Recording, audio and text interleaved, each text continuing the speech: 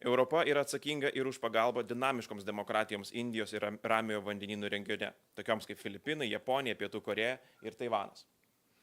Apie tai kalbėjome šiandien vykusiame jau 4-ajame Lietuvos ir JAV strateginėme dialoge Indijos ir Ramiojo vandenynų regionų klausimais. Bendradarbiavimo šio regiono klausimais jau tampa integrale mūsų dvišalių santykių darbotvarkės dalimi. Kinija ir Rusija vis tampriau sieja beribę draugystę. Kinija tapo viena iš svarbiausių Rusijos bendrininkių kare prieš Ukrainą, todėl tikrai atėjo metas ne tik garsiai tai įvardinti, bet ir veikti. Lietuva ir JAV vienyje aiškus supratimas: atremti Kinijos bei kitų autokratijų iššūkius galime tik veikdami išvien. Tam turime plėsti bendraminčių valstybių ratą, kurti patikimas ir skaidres prekybos grandines. Strateginį diversifikacijos kelią pasirinkus Lietuva atranda vis naujų kelių į Indijos ir Ramiojo vandenyno regionų rinkas, plečia partnerių ir bendraminčių tinklą, pasiruošusi prisidėti prie saugumo šiame regione ir globaliai. Energetinė nepriklausomybė, energetinis saugumas, kibernetinis saugumas bei kova su ekonominė prievarta jau tapo mūsų vizitinė kortele.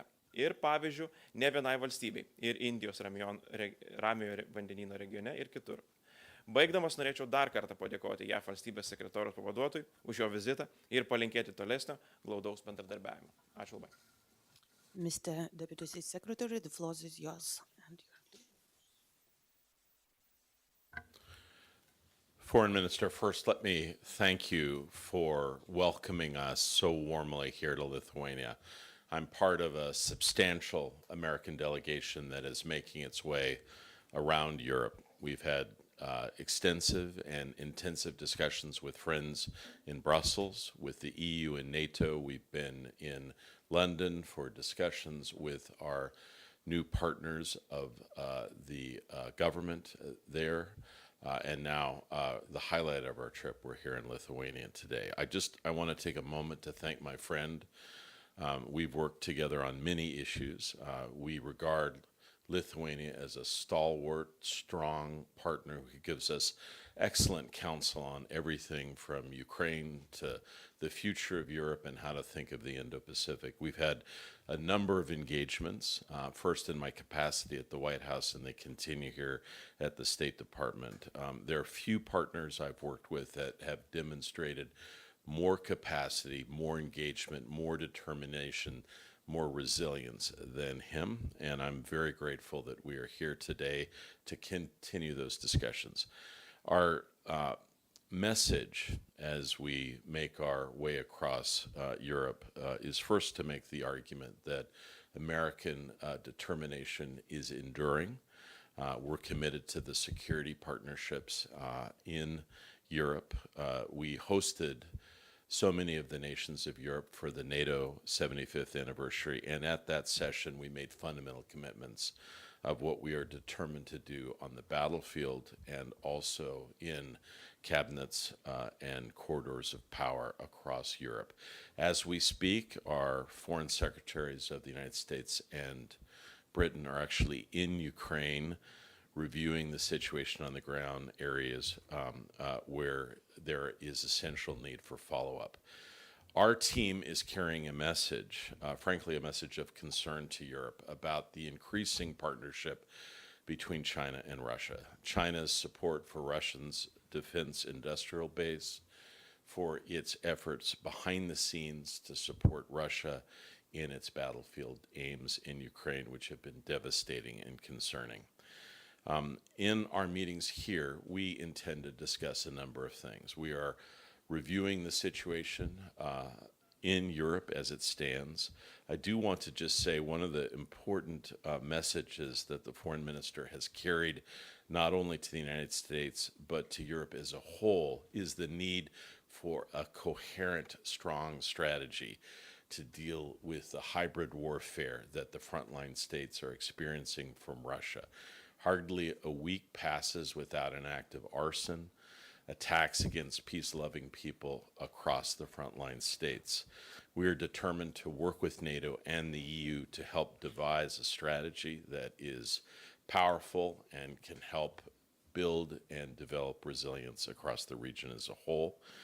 We're also discussing ways to deepen our economic engagement.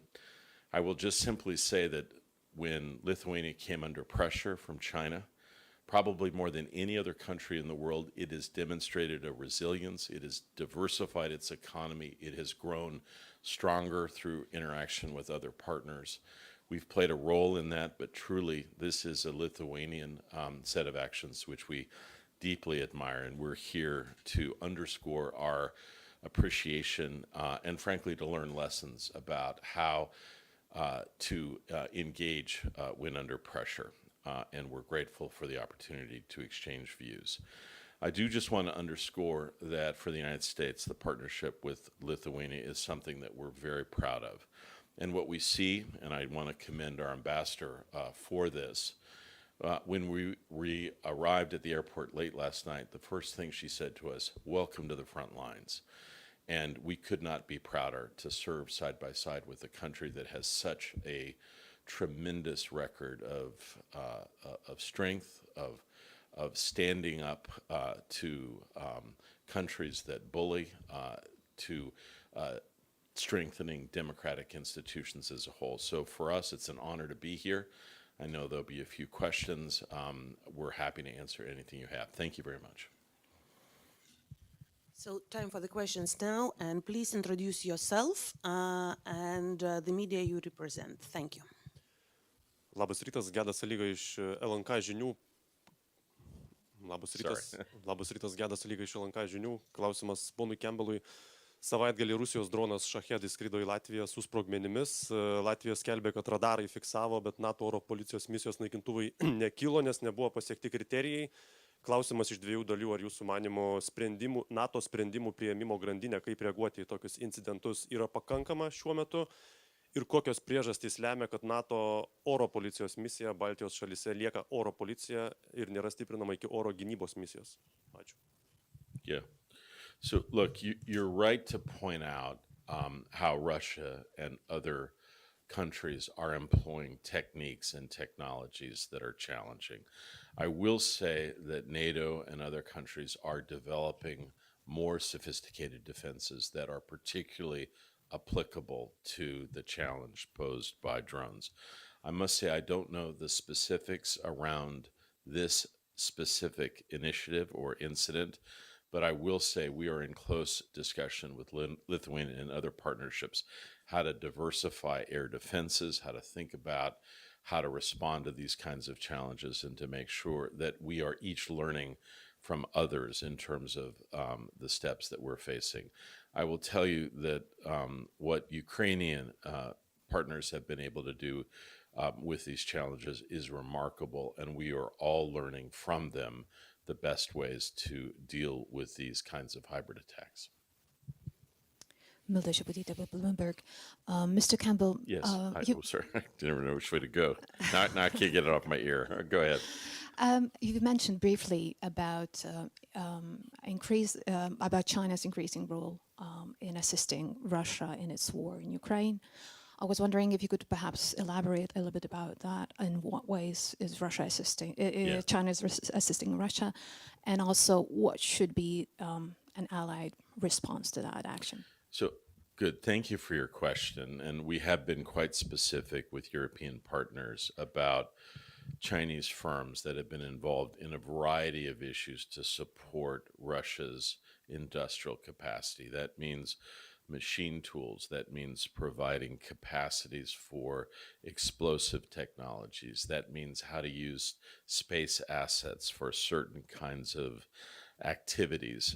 It is widespread. It involves a large number of Chinese companies that operate surreptitiously with Russian partners. It is a network that is growing more sophisticated. It is more clandestine, and it is more worrisome to us. And our purpose in these engagements across Europe is to share information with partners about how this cooperation is playing out and what the implications are. We have taken specific steps against particular countries. We have companies. We have briefed our European partners about that. I think most importantly, we have warned a number of financial institutions, second and third tier banks in both China and Russia, that certain activities are under careful review. What we have asked for European partners is to speak out publicly about the concerns associated with these activities and to also put certain institutions on watch. We have also indicated that sometimes when there is a dialogue between a European partner and China, simply mentioning the concern and then going right to let's sign the trade agreements is a mixed message that sometimes is lost on Beijing interlocutors. We want purposeful statements and engagements on the part of Europe.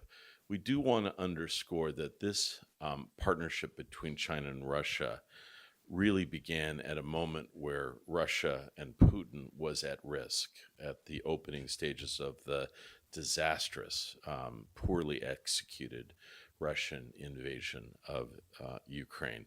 But now we're in a very different set of circumstances, and what China is engaged in with Russia is an effort designed to actually change the territorial lines that have existed in Europe and respected by all for decades. This is an effort that is antithetical to everything we believe in, and we believe that China needs to be called out for these activities, and that's one of the reasons why we're here.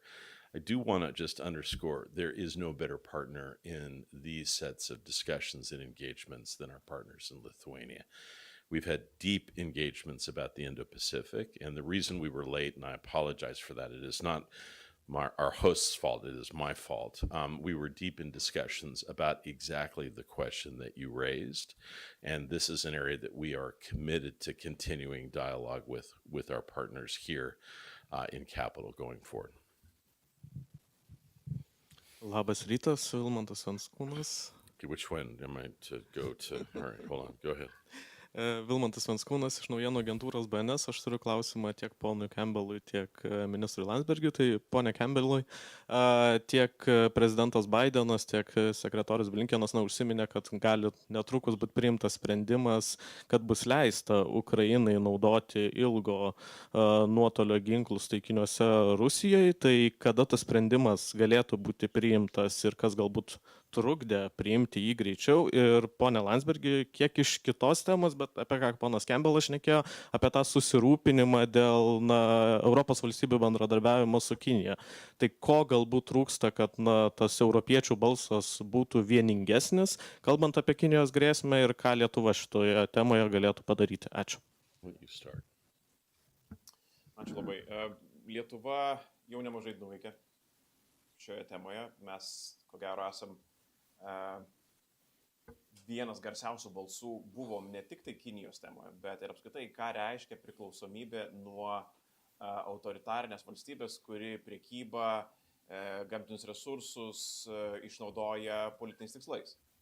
Kuomet mūsų partneriai Europoje statė dujotikius, mes statėme suskystintų dujų terminalus.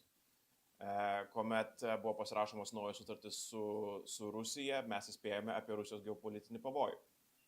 Ir šiandien darome lygiai tą patį, laikomės nuosekliai tos pačios linijos ir matydami mūsų partnerius draugus Europoje pasirašant naujas sutartis su Kinija, mes įspėjame apie tų sutarčių keliamas grėsmes.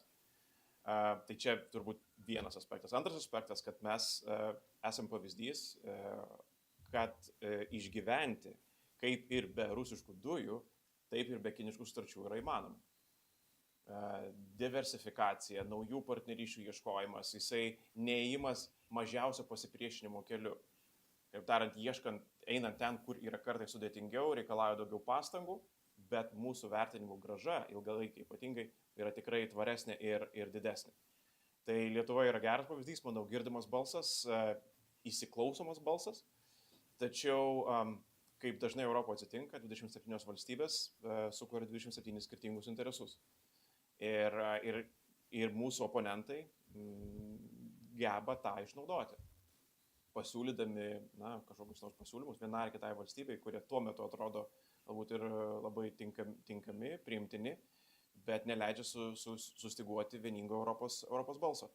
Tai ir ateityje Lietuva, kaip ir daugelį kitų klausimų, aš manau, mes tikrai pasisakome už stiprią Europą, vieningą Europą, už tą Europą, kuri galėtų kalbėti vienu balsu ir svarbiausiuose globaliuose klausimuose gali būti tikrai rimtas partneris Jungtinių Amerikos valstijų klausimuose, kurie išeina už Šiaurės Atlanto sąjungos rėmų. Sir, thank you for your very direct question and very much appreciate it. So I will simply say that one of the reasons that Secretary Blinken is in Ukraine today is to review carefully engagements with Ukrainian leaders about the capacity that we are providing, how that can be enhanced, and also the dynamics on the battlefield. I'm not going to get ahead of some of those discussions. I do want to acknowledge that these are important questions, and we are seeking to provide the capacity and flexibility for Ukraine to be able to respond and engage directly and effectively on the battlefield. We understand that that is important. I will also underscore to you that this is a message that is carried purposefully and with a tremendous determination by Lithuanian partners, and we try to take very careful heed of that. Ar būtų klausimų? Thank you. Oh, is that good? Okay, sorry. I was on guard. Thank you all very much. Thank you.